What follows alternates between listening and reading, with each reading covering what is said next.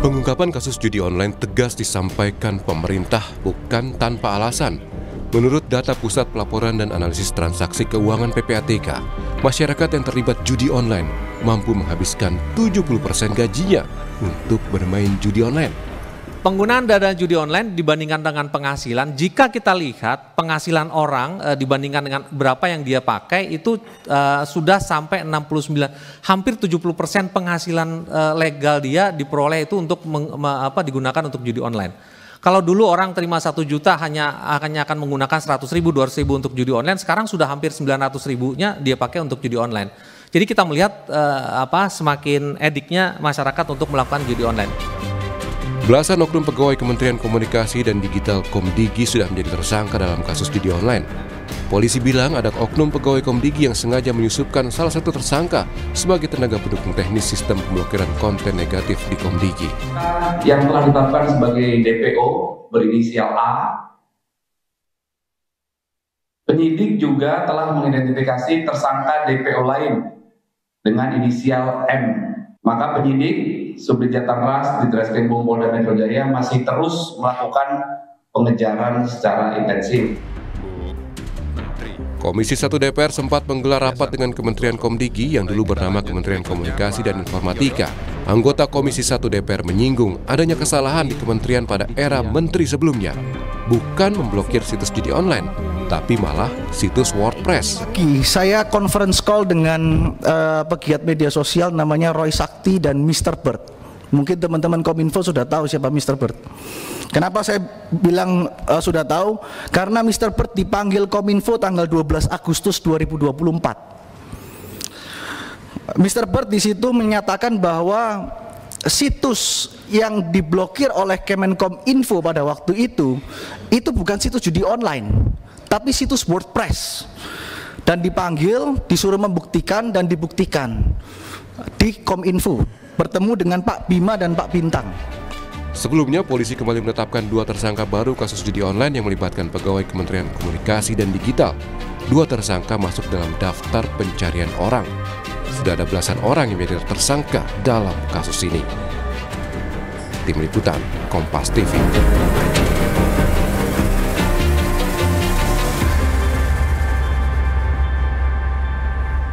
Perang melawan judi online tampak tak juga selesai. Bisa jadi ini karena banyak oknum pegawai di pemerintahan yang justru ikut terjun melindungi judi online. Lalu bagaimana memastikan aliran uang yang ada berasal dari judi hingga memudahkan polisi untuk mengungkap kasus ini? Kita akan ulas bersama dengan Koordinator Kelompok Humas PPATK, sudah ada Pak Natsir Kongah di studio. Selamat pagi, Pak Natsir. Selamat pagi, apa kabar Mbak? Kabar baik Pak. Kemudian juga ada PLT Direktur Pengendalian Aplikasi Informatika Ditjen Aplikasi Informatika Kementerian Komdigi. Sudah ada Pak Sofyan Kurniawan melalui sambungan Zoom. Selamat pagi Pak Sofyan. Selamat pagi Mbak Adisti. Ya, kemudian juga hadir ke studio ada pakar keamanan digital dari Cisrek. Sudah ada Mas Pratama Persada. Selamat pagi Mas. Pagi Mbak Adisti. Oke, ini kalau kita lihat ya makin memprihatinkan dan makin mencekam soal judi online ini. Yang terbaru kita simak bersama bahwa ada 15 orang tersangka yang sudah ditetapkan oleh pihak kepolisian.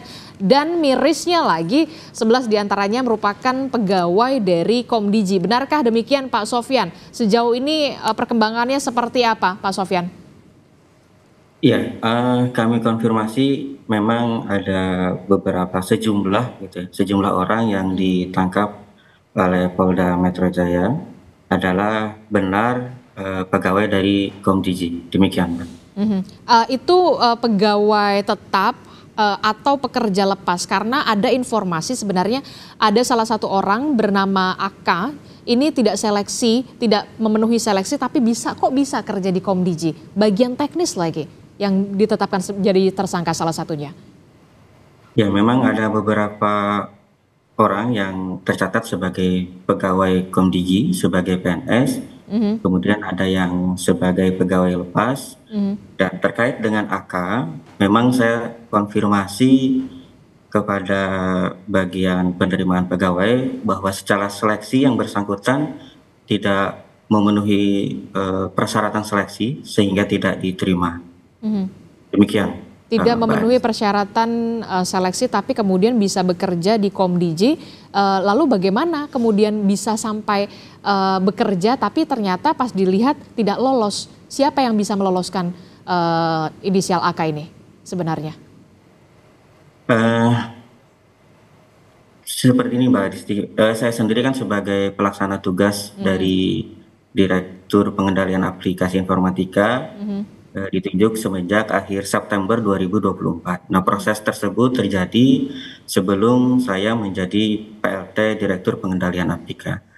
Nah, kemudian bagaimana sehingga saudara AK ini kemudian bisa bekerja di Komdigi, ini saya rasa menjadi salah satu materi penyidikan yang saya tidak bisa dapat mendahului dari proses penyidikan, barangkali mengganggu terkait dengan proses penyidikannya. Demikian, Mbak.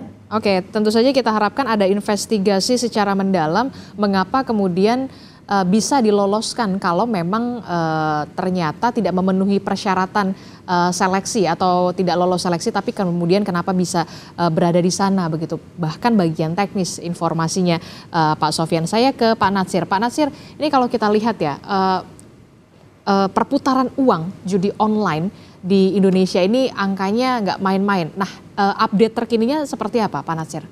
Ya, sampai di semester pertama tahun 2024 itu udah lebih dari 100 triliun ya perputaran dari judi online yang ada. Dan ini sangat meresahkan karena 80% diantaranya itu adalah masyarakat kita yang berpenghasilan rendah yang ikut bermain. Transaksi yang dilakukan itu di bawah dari 100.000 per harinya, Mbak. Nah, ini kalau kita lihat ya kebanyakan para pemain itu mahasiswa, pelajar, ya, ibu rumah tangga. Jadi ini menyasar judi online ini masyarakat kelas bawah kita yang pendapatannya rendah. Kalau katakan saja ya penghasilan mereka itu 200.000 per hari, lalu kemudian 100.000 dipakai untuk judi online, itu kan sangat sedikit sekali untuk bisa dikonsumsi oleh keluarga itu kan. Dan ini akibatnya apa? Ya bisa jadi keluarga itu menjadi kurang gizi dan seterusnya, seperti itu Mbak. Itu kan yang kemudian mirisnya lagi adalah judi online ini justru menyasar orang-orang yang berpenghasilan rendah. Betul. Lalu bagaimana dengan orang-orang yang kita tahu ibaratnya bisa dikatakan pemain besar lah ya. Nah, sudah adakah terdeteksi ke mana aliran dananya dan seperti apa? Ya banyak ya, artinya kalau kita terakhir dana judi online itu bahkan sampai lari ke luar negeri itu triliunan nilainya. Katakan ya ke Singapura ya, ke Kamboja, Filipina, Thailand, itu cukup besar uang yang lari ke luar negeri dan juga perputaran yang ada di dalam negeri seperti itu. PPATK sudah lakukan kerjasama ya untuk mentrasir uang hasil kejahatan dari judi online ini ke berbagai negara, kerjasama dengan beberapa PPATK yang ada di luar negeri, FIU, Financial Intelligence Unit di masing-masing negara itu punya dia Mbak. Jadi kita sudah melakukan koordinasi dan hasil analisis, hasil pemeriksaan yang kita lakukan sudah disampaikan juga ke penyidik ya untuk ditindaklanjuti. Oke, ini cukup mencengangkan begitu ya. Tapi kemudian apa yang harus atau langkah bukan mitigasi lagi karena memang ini sudah terjadi begitu ya. Yang bisa PPATK lakukan soal judi online ini? Kami terus membantu ya proses dari penegakan hukum. Katakanlah misalnya penyidik menemukan nama-nama ya, nah, kita bantu untuk telusuri. Atau juga stimulasi yang kita lakukan. Itu dari pihak kepolisian dulu? Bisa dari kita, bisa juga permintaan informasi yang disampaikan oleh penyidik. Jadi kedua-duanya itu sangat membantu untuk di dalam mengungkap kasus yang ada seperti itu. Oke, Pak Mas Tama, ini kan kalau kita lihat ya sebenarnya ini kan sudah lama seperti gunung es kalau bisa kita katakan ya. Gunung es yang sebenarnya terlihat di permukaan tapi ternyata di bawahnya luar biasa begitu. Nah, kenapa baru sekarang begitu loh, baru terlihat sekarang? Ataukah memang ada yang ditutup-tutupi atau memang betulkah ada backing-membackingi di sana? Kalau menurut saya nggak mungkin judi online itu bisa berjalan mulus ya, sampai ratusan triliun uang masyarakat kita yang diambil tanpa ada di belakangnya yang kalau Komdigi bilang membina gitu. Nggak mungkin nggak ada, udah pasti ada gitu. Karena apa? Karena sudah jelas-jelas ini menimbulkan masyarakat susah, membuat penyakit masyarakat, orang jadi yang baik jadi jahat, begitu kan? Jadi harusnya sih nggak terlalu susah untuk memberantas ini gitu. Saya berkali-kali berbicara juga.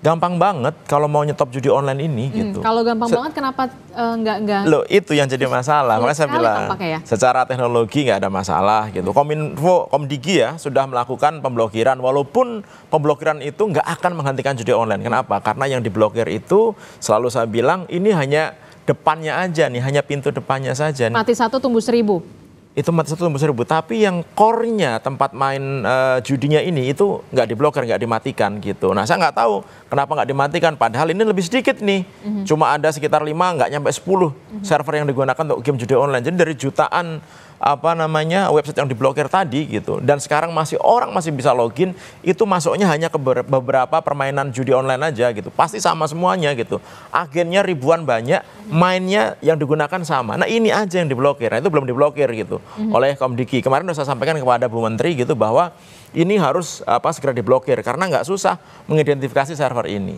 Yang kedua, tadi Pak Nasir sudah menyebutkan, PPATK itu udah tahu by name, by address orang-orang yang menerima hasil dari judi online ini. Perusahaan-perusahaan mana yang sudah digunakan untuk penampungan uang judi online ini. Tinggal ditangkap gitu. Cuma PPATK nggak ada wewenang untuk melakukan itu. Betulkah tidak ada kewenangan itu? Nggak ada. Komdigi juga nggak ada wewenang untuk itu gitu. Oleh yang punya kewenangan itu jadinya siapa? Bagian penindakan. Jadi Satgas Judi Online itu dibagi dua, penindakan dan pencegahan. Komdigi dan PPATK masuk di pencegahan. Di penindakannya ada Polri, ada Kejaksaan gitu. Ya kalau udah ada datanya kan harusnya tinggal ditangkap. Nah ini kan ternyata enggak.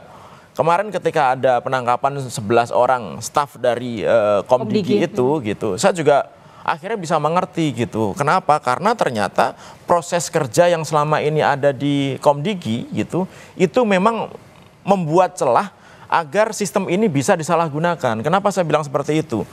Antara tim yang melakukan crawling informasi yang akan diblokir, ngumpulin data-data situs yang mau diblokir, dengan tim yang melakukan blokir itu sendiri, itu berbeda gitu. Dan tim ini yang memberikan data ini nggak bisa memverifikasi karena udah beda direktorat gitu. Sehingga alat yang digunakan untuk ngeblokir ini bisa dimanfaatkan. Kemudian yang kedua, ternyata sistem yang untuk melakukan blokir itu masih ada celah di remote dari luar. Karena itulah kenapa kemarin dibuat kantor satelit di Bekasi kan gitu. Karena bisa digunakan gitu dari luar gitu. Kenapa bisa digunakan dari luar? Karena ternyata dulu ketika Covid orang work from home, dikasih akses untuk di luar, lupa nggak ditutup. Nah, yang bertanggung jawab terhadap mesin ini adalah orang-orang yang kemarin itu ditangkap. Makanya nggak akan bisa selesai. Kenapa? Karena mereka sebagai pemain, mereka sebagai wasitnya juga. Jadi mereka bisa milih-milih mana yang mau diblokir, mana nggak bisa diblokir. Jadi gitu. mereka yang memfilter ini yang diblokir, yang ini yang enggak. Jadi kalau menurut saya ini nggak ada hubungannya sama menterinya. Menteri mungkin nggak tahu gitu. Bu Menteri Komdigi juga nggak akan tahu kalau ternyata seperti itu. Pasti gitu. Dia kaget ketika melihat. Kaget lah gitu. Makanya kemarin instruksinya udah hajar habis aja ini gitu. Ya udah, kalau mau dihajar habis, ayo kita sekarang buka-bukaan. Makanya kemarin kita sarankan, ya sudah, kalau dari tim crawling yang menemukan data-data di mana website judi online, server judi online, publish aja ke masyarakat, biar masyarakat itu nanti akan memverifikasi. Kalau sampai ada yang nggak diblokir, berarti ada yang main lagi di situ. Gitu ada sebenarnya. Apa ini? Kenapa? Dan beliau setuju loh, gitu, bagus itu, gitu. Artinya emang mau transparan di Komdigi ini, dan ini harus kita dukung. Kemudian ya nggak bisa kerja sendiri, Komdigi nggak bisa kerja sendiri, PPATK nggak bisa kerja sendiri. Harus ada nih yang penindakan, penegakan hukum juga harus larinya harus kencengnya sama gitu. Kalau menurut saya ya. Oke, Mas Sofyan, kalau menurut Anda benarkah apa yang dikatakan oleh Pak Tama ini memang ada celah di sana karena memang ada perbedaan ketika yang mendata ini tidak sampai ke core-nya, tidak sampai ke pusatnya. Ini seperti mati 1 tumbuh 1000 begitu ya, kalau untuk pemblokiran ini. Baik, Mbak Disti. Kami Komdigi senantiasa memberikan terbuka kepada setiap masukan yang di sana untuk perbaikan kepada kami terkait dengan sistem pemblokiran. Nah, disampaikan oleh Pak Pratama tadi memang sudah menyampaikan ke Menteri terkait dengan core server yang dapat melayani terkait dengan proses perjudian. Ini akan kami tindak lanjuti untuk kemudian kami blokir terkait dengan server tersebut. Demikian Mbak Adisti. Nah, setelah ini bersih-bersih semacam apa yang akan dilakukan oleh Komdigi untuk bisa berkomitmen memang betul Komdigi ini memang punya niat baik untuk bisa betul-betul serius untuk menyelesaikan ini? Baik, Mbak Adisti. Ada 3 hal utama yang kemudian dilakukan proses perbaikan dari Komdigi, yaitu terkait dengan people, proses, dan teknologi. Terkait dengan people, ini kami senantiasa melakukan cross-check terkait dengan integritas, meningkatkan integritas dari tim yang berkaitan erat dengan sistem pemblokiran konten internet ilegal. Kemudian terkait dengan prosedur, kita juga senantiasa mendapatkan panduan dari Inspektur 4 Komdigi untuk kemudian bagaimana memperbaiki prosedur pemblokiran supaya tidak ada celah terkait dengan proses pemblokiran. Kemudian yang ketiga terkait dengan teknologi, kita melakukan proses audit barangkali gitu ya, ada hal-hal yang kemudian bisa dimanfaatkan oleh pihak luar untuk melakukan proses remote terkait dengan sistem pemblokiran itu sendiri. Ini juga kami bekerja sama dengan tim audit IT internal Komdigi dari PDSI untuk kemudian bisa melakukan proses audit terkait dengan sistem yang kami miliki untuk proses pemblokiran. Oke, pada saat RDP kalau tidak salah bersama dengan Komisi 1 DPR, kemudian ada salah satu anggota Komisi 1 DPR yang mengatakan Kominfo di era Pak Budi Ari ini memblokir WordPress, bukan situs judi online. Jawaban Anda? Ya, kenapa kemudian kita memblokir WordPress? Karena memang yang dilakukan proses pemblokiran itu adalah terkait dengan domainnya secara keseluruhan. Sebenarnya yang ada terkait dengan konten perjudian itu adalah subdomainnya. Jadi misalkan seperti ini, ada platform, katakanlah kita mungkin menyebutnya konten Twitter gitu ya. Nah, di Twitter itu mungkin ada user yang dia menampilkan konten-konten terkait dengan perjudian. Yang seharusnya dilakukan proses pemblokiran adalah terkait dengan konten di dalam Twitter, Instagram itu sendiri. Tapi kemudian yang dilakukan proses pemblokiran terjadi kesalahan. Jadi yang dilakukan proses pemblokiran adalah Instagram atau Twitternya secara keseluruhan, bukan konten dari yang terkait dengan perjudian. Saya rasa itu. Ya, karena nggak bisa. Bagaimana? Jadi begini, bisa saya jelaskan. Memang kalau kita berbicara masalah domain besar misalkan kompas.id gitu ya. Nah di belakangnya ternyata ada gacor nih, gacor.kompas.id, ada hacker yang buat landing page-nya di kompas.id. Kominfo nggak bisa hanya blokir gacor.kompas.id-nya. Yang diblokir itu adalah domain utamanya kompas.id-nya gitu. Nah itu dia kenapa tidak dilakukan? Sehingga akhirnya semua layanan Kompas akan berhenti gitu. Nah itu yang terjadi memang gitu. Kenapa akhirnya bandar-bandar judi, agen-agen judi ini menyusupi situs pemerintah untuk naruh situs judi online di situ. Karena mereka tahu Komdigi itu nggak akan mungkin blokir. Misalkan nih kemendagri.go.id gitu ya. Di situ ada situs judi online-nya. Nggak mungkin Kominfo atau Komdigi memblokir Kemendagrinya gitu. Nah kemarin itu karena ada orang yang kan di WordPress itu semua orang boleh membuat website ya gitu. Nah ada yang membuat website itu isinya judi online gitu. Yang itu oleh teman-teman di Komdigi gitu mau diblok nggak bisa gitu, kemudian mungkin ada kesalahan sehingga yang keblokir itu adalah WordPress-nya semuanya, nggak bisa diakses gitu. Ya memang kayak gitu. Oleh karena itu kenapa selain melakukan pemblokiran kalau situs gampang untuk diblokir, tapi ketika platform Komdigi berkomunikasi bekerjasama dengan pemilik platform, dengan Meta, dengan X, kemudian dengan Google dan lain-lain begitu. Itu harus kerjasama dengan mereka gitu. Dan ketika kerjasama dengan mereka, belum tentu juga mereka ngeblokirnya cepat gitu, karena tergantung si platformnya ini gitu. Nah oleh karena itu memang kerjasama ini sangat penting sekali. Tapi bukan berarti bahwa Komdigi salah gitu, yang diblokir ya kan nggak bodoh-bodoh amat ya orang apa namanya staffnya itu ya gitu. Ini nggak akan ngeblokir WordPress-nya sebenarnya, tapi ternyata ada salah satu subdomain yang isinya judi online gitu. Ternyata ketika diblokir, yang keblokir adalah WordPress-nya gitu. Jadi bukan yang diblokir, tetap situs-situs landing page-nya judi online gitu. Yang jumlahnya sekarang udah berapa? Mau 3 juta lebih gitu ya. Itu nggak hanya WordPress aja gitu. Oke, tapi begini, saya ke PPATK. Pak Nasir, kalau misalkan tadi Anda, Mas Tama mengatakan sebenarnya PPATK punya kewenangannya ini loh,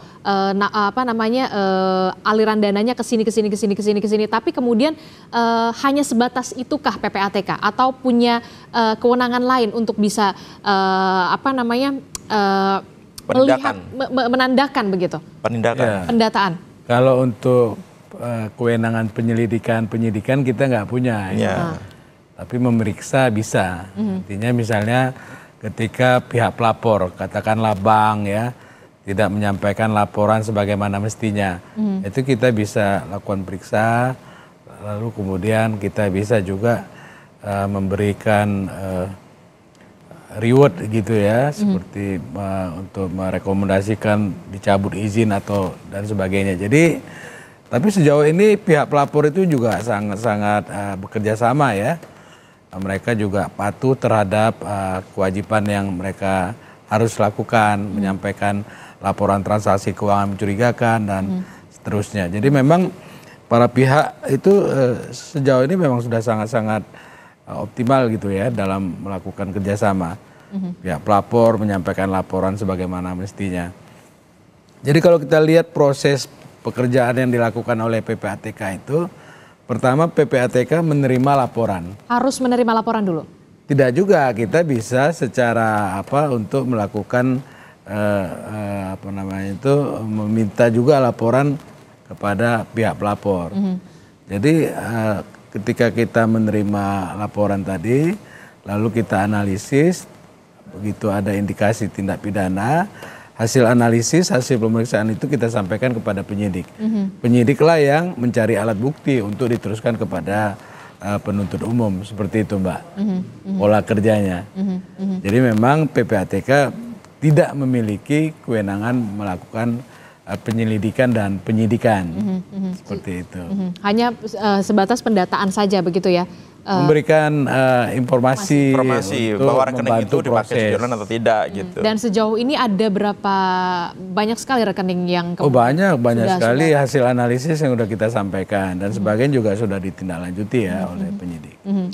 Bisa nggak kemudian juga ini kan ada juga ini 11 orang yang di Komdigi, tapi di Komdigi di instansi lain. Inilah yang kemudian bisa nggak PPATK menemukan ataupun menyerahkan ini kepada penyidik? Jangan dijawab dulu Pak Nasir. Kita akan jeda dulu sejenak, tetaplah bersama kami di Sapa Indonesia Pagi. Terima kasih Anda masih bersama kami dalam Sapa Indonesia Pagi. Saudara, masih soal judi online yang kita tahu memang yang terbaru adalah pemerintah dan juga dalam hal ini adalah pihak kepolisian masih terus memfokuskan untuk memberantas judi online. Dan yang terbaru adalah 15 orang sudah ditetapkan menjadi tersangka, 11 diantaranya merupakan staf atau pegawai dari Kementerian Komdigi. Masih bersama saya dengan PPATK, Pak Nasir, kemudian Pak Sofyan dari Kementerian Komdigi dan juga Mas Tama. Saya ke Pak Nasir melanjutkan pertanyaan saya tadi.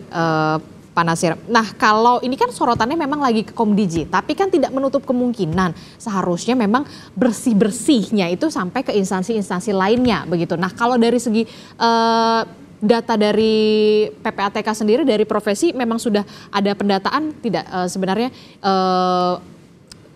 dampak atau perputaran uang dari judi online ini seperti apa dari segi profesi? Pegawai, karyawan swasta dan segala macam, bahkan ASN, silahkan. Ya, jadi kalau kita lihat demografi dari pemain judi online ya, di tahun 2023 itu jenis kelamin laki-laki itu mencapai 3,2 juta. Terus ada juga wanita sebanyak 583.000. Jadi totalnya sekitar 3,7 ya, 3,7 juta, hampir 4 jutaan gitu ya. Itu 2023? Iya, nah ini yang di bawah usia 11 tahun ke bawah itu ada 1.162. Dan yang terbesar itu usia antara 20 sampai 30 tahun. Dari sisi profesi Mbak, itu ada karyawan swasta ya, jumlahnya 1,9 juta. Karyawan swasta 1,9 juta. Ya, yang ikut bermain judi. Ikut bermain judi. Ya, lalu kemudian ada pengusaha 644.000 ya, pedagang, ibu rumah tangga ini juga banyak nih, 102.000 yang ikut bermain. Ada TNI Polri 97.000. TNI Polri 97.000. Iya. Itu ikut terlibat bermain judi online. Dan itu data-datanya sudah diserahkan kepada TNI Polri? Ke beberapa instansi yang sudah kita kasih supaya itu bagian dari pencegahan ya, untuk bisa sama-sama mengingatkan begitu ya. Dan saya lihat sampai di koramil tuh banyak tuh itu pamflet-pamflet untuk sama-sama mencegah dan memberantas judi online yang ada. Jadi cukup kita kasih apresiasi itu ya, di Polri maupun di TNI ya, semangat untuk memberantas judi online ini begitu kuat. Lalu profesi yang lain tuh ada buruh sebanyak 8.684. Ada juga akuntan, ini juga akuntan juga main dia. Nelayan ya. Petani itu ada 2.964. Lalu juga seniman juga nih. Jadi mungkin karena inspirasinya hilang gitu, diselingi dengan main judi online gitu ya. Ada juga pensiunan. Nah, pensiunan ini juga lebih 2.000 lebih gitu ya dari data yang ada. Ada dokter juga nih Mbak. Dokter juga ikut bermain ya, profesional lainnya dan pejabat negara ini ada 461. Pejabat negara 461 yang terlibat gitu ya. Ada juga wartawan 360. Waduh, jadi semua lini ya, semua lini dan semua profesi itu ikut terlibat dalam judi online. Inilah yang kemudian bahkan untuk TNI Polri dan juga pejabat negara, ASN dan segala macam sebenarnya sudah diserahkan ya kalau dari PPATK sendiri untuk bisa melakukan antisipasi ataupun pencegahan ya kalau dari PPATK sendiri. Kalau Mas Tama gimana? Ya, Mas Tama? Ini kan fenomenanya, ya betul tadi. Sudah merambahnya. Lini. Ya, ini kan yang kebetulan pakai rekening ketahuan, ya kan. Yang nggak pakai rekening kan ini bisa ketahuan, yang dia pakai voucher, pulsa. Kemudian daftarnya pakai pulsa dan lain-lain itu masih belum ketahuan tuh. Jadi lebih banyak lagi sebenarnya pengguna judi online yang ada di Indonesia ini gitu. Tetapi dari data yang dimiliki oleh PPATK sebenarnya gitu, itu saya yakin bukan hanya data pemainnya saja gitu, tapi PPATK juga pasti sudah melakukan analisis bahwa ada aliran loh ini loh, aliran dana gitu, yang dia ngalir sampai ke berapa tier ke atas gitu, yang sebenarnya itu juga terdeteksi. PPATK jago di sini gitu. Yang jadi masalah adalah PPATK nggak bisa memberikan informasi itu ke publik, bisanya memberikan informasi itu ke penegak hukum gitu, ya kan? Udah diberikan gitu, secara formal sudah diberikan begitu. Nah, kan butuh dilakukan penyidikan ya, butuh dilakukan pendalaman lebih lanjut gitu. Walaupun sudah jelas-jelas itu uang yang ada dalam rekening tersebut adalah uang dari judi online sebenarnya gitu. Jadi kalau mau gampang gitu, nggak usah nyari-nyari siapa pelakunya. Udah, kita udah tahu rekening yang dipakai agen dan bandar judi online itu rekening mana, itu udah tahu sebenarnya. Tapi kok ya blokir aja gitu, ya kan, ambil aja duitnya, taruh ke negara. Saya selalu bilang kayak gitu. Udah, kita sudah tahu, bank nggak mungkin nggak tahu bahwa uang dalam rekening tersebut digunakan untuk judi online. Udah nggak pasti tahu bank itu. Mereka punya sistem fraud detector yang bisa mendeteksi ini. PPATK juga udah pasti tahu, baik itu rekening perusahaan dalam negeri ataupun luar negeri. Jadi kalau mau berani nih gitu, ini kan udah ada Satgas nih ya, kemarin dibuat des lagi di Menko Polkam. Udah, yang ketahuan bahwa itu duit dipakai untuk judi, perputaran uang judi, ambil aja buat negara, simpen dalam kas negara, dipakai untuk bantu makan siang bergizi itu. Yang nanti akan datang ngambil duitnya gitu, nanti tinggal kita ambil aja, kenapa Anda punya rekening ini gitu, ini duitnya buat judi online gitu. Jadi kita lebih enak, mereka datengin kita sendiri tuh, mereka para pelaku atau yang terlibat pelaku itu. Jadi simpel sebenarnya. Simpel, tapi kemudian pengaplikasiannya, prakteknya itu yang kemudian jadi masalah. Ada beberapa regulasi yang nggak membolehkan itu. Oleh karena termasuk itu juga mungkin ada dugaan backing-membackingi Nah itu juga gitu, apa namanya, karena uang yang beredar sangat banyak sekali gitu, pasti ada oknum, bukan instansi ya, ini ada oknum institusi begitu yang memang jagain agar ini tetap jalan, karena duit yang mengalir itu banyak gitu, dan duitnya ini sudah kemana-mana gitu. Sebenarnya PPATK juga tahu ini duitnya kemana-mana, sebenarnya juga tahu gitu, cuma nggak mau ngomong aja gitu, tapi ini duit udah mengalir kemana-mana. Oleh karena itu kenapa kok susah sekali memberantas judi online ini, jadi nggak bisa hanya Komdiki doang yang dibersih-bersihkan, semua instansi yang terlibat harus dibersih-bersihkan kalau mau niat ya gitu. Nah yang jadi masalah ini niat apa enggak? Pak Presiden sudah perintah, Bu Menteri Komdiki sudah perintah, Pak Kapolri juga sudah perintah gitu. Nah saya nggak ngerti kendalanya sekarang ada di mana, ini stucknya nih di mana, ini bottlenecknya ada di mana. Nah itu yang harus dicari nih gitu, supaya apa? Supaya pemberantasan ini bisa cepat diselesaikan gitu. Oke. Pak Sofyan, kalau kita lihat ini kan memang sudah ada niat serius begitu dari Menteri Anda begitu ya, Menteri Komdigi Bu Mutia Hafid begitu ya, untuk bisa benar-benar membersihkan Komdigi ini jangan sampai ada membackingi. Nah kalau dari Komdigi sendiri investigasi internalnya sudah berjalan sejauh ini seperti apa? Baik, secara investigasi internal kita melakukan proses audit terhadap sistem. Di sistem itu memang ditelusuri apakah terdapat backdoor atau tidak. Ini masih dalam proses pencarian. Kemudian yang berikutnya terkait dengan investigasi internal, kita mencoba melakukan proses rolling. Jadi seseorang yang sebelumnya ada di posisi terkait dengan verifikasi dengan judi online, kita coba rolling terlebih dahulu, sehingga kalaupun memang masih terindikasi itu komunikasinya terputus gitu ya, karena dengan yang sebelumnya menjadi verifikator judi online, kita switch terlebih dahulu, tidak memegang hal tersebut. Demikian Mbak Adisti. Cukupkah menurut Anda Mas Tama? Ya kalau menurut saya perlu dikembangkan ya gitu, karena ini kan sudah lama sekali nih gitu, dan Kementerian Kominfo dulu, sekarang Komdiki gitu, sudah lama sekali mengelola ini, dan orang-orangnya kemarin sudah kita lihat tuh, nggak mungkin mereka kerja sendiri juga. Nggak gitu. mungkin. Saya pikir kalau ini dikembangkan gitu, ini kita bisa membuka agak lebar nih, ya kan? Kan nggak mungkin mereka terima duit dari hantu, ya kan?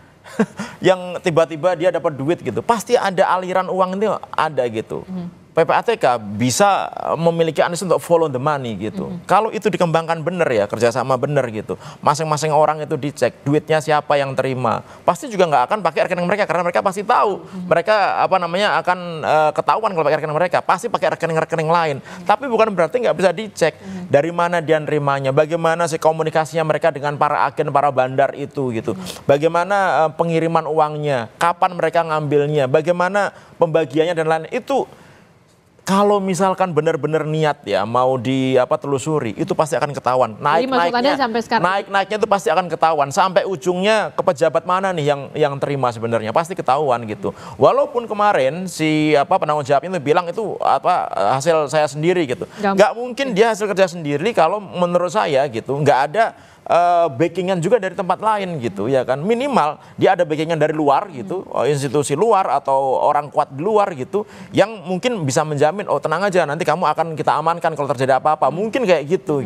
Jadi ini harus diikuti, nggak cukup hanya 11 staf Komdiki aja gitu, tapi ini harus dikembangkan sehingga kita bisa tahu dengan jelas gitu, ternyata bahwa ini loh orang-orang yang ternyata jagain agar judi online tetap ada di Indonesia gitu, dan kita mau itu semua dihabisin. Gitu. Jangan berhenti sampai di 11 orang ini saja atau 15 orang ini saja begitu.